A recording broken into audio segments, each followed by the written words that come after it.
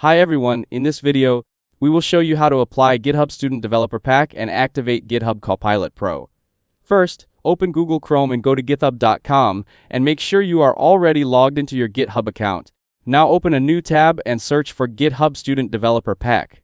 Click on the first official link that appears in the search results. On this page, you will see the option to apply for the Student Developer Pack. Click on it to start your application. GitHub will ask you to verify your student status, so make sure you have access to your school email or student documents. Now go back to GitHub.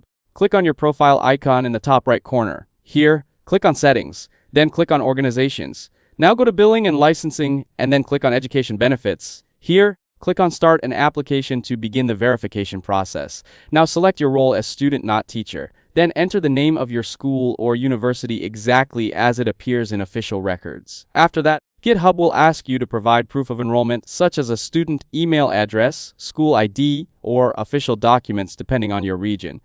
Once your application is submitted, GitHub will review your request.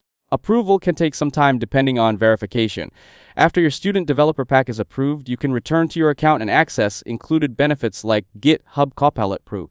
To activate Copilot, go to your GitHub settings, then find Copilot under your account or billing section.